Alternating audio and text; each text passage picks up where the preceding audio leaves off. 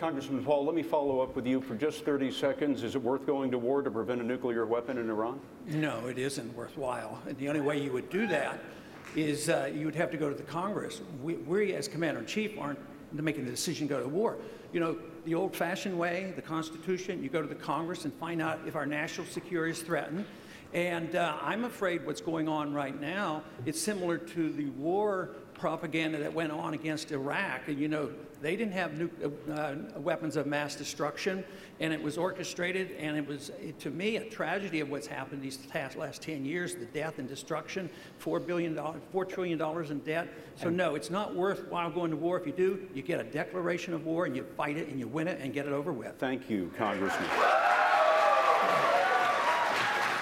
Congressman Paul, my spidey sense tells me we have a debate about to get launched here. I know you have an opinion you'd like to weigh in. Yes.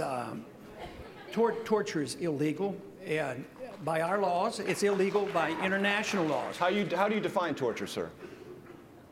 Well, waterboarding is torture, and many other things. It's illegal under international law and under our law. It's also immoral, and it's also very impractical. There's no evidence that you really get reliable evidence. Why would you accept the position of torturing 100 people because you know one person might have information? And that's what you do when you accept the principle of torture. I think it's uncivilized, and have no practical advantages, and it's really un-American to accept on principle that we will torture people that we capture. And Major, that's time. Major, I have to weigh in on this. I have to say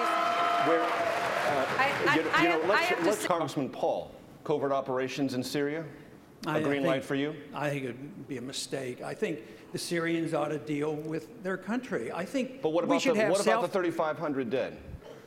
Well, there's been a lot of people killed throughout the world in the last century. You know, the Soviets and the Chinese killed hundreds of millions, but we didn't feel compelled morally to try to stop it. No, it's a tragedy, and it would be nice if they would accept different views. But for us to get in the middle of that and prop up the different dictatorships, this is why we get into this trouble. It's overthrowing dictatorships that we have supported that causes so much of this problem. So to get further involved, you want to have self-determination. We don't need to lose any more troops. You get in there with covert operations, then you have troops involved. Thank you, Congressman. And it's very costly. Thank you, It's not Congressman. a good idea. Governor Romney.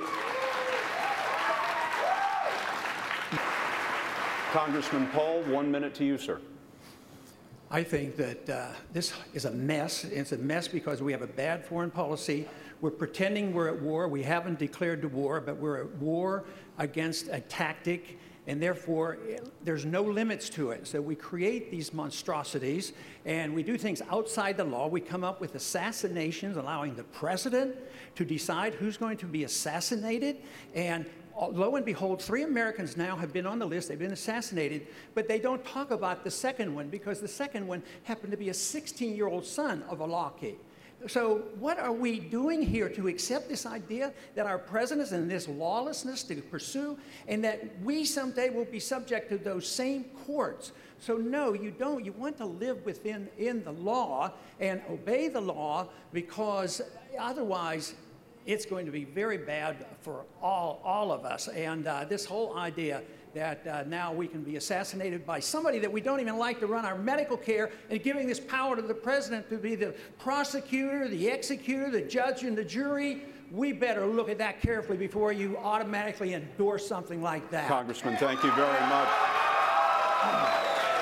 Could I interject Governor, and say something? Representative Bachman, let me give you 30 seconds to pick up on that. Thank you. Yeah, I'd like to respond to Ron Paul and his comments, because the people that the President of the United States gave orders to kill include Osama bin Laden.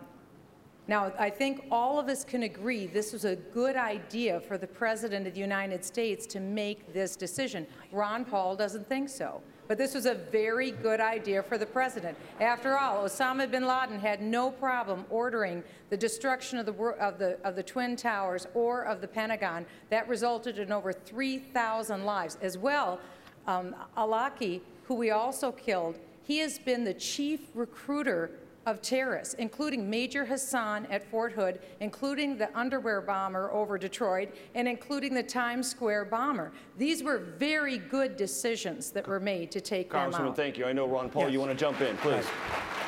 I voted for the authority to go after bin Laden. I was upset because it took 10 years because we were diverted from going after him and doing the job. But that's a lot different than assassinating American citizens. I mean, he wasn't a citizen. But I do want to remind you that over 300 individuals were tried in civilian courts here that were charged with terrorism here. Most of them are in jail, and I don't think we should give up so easily on our rule of law. Congressman Paul, thank you very much. Now it is time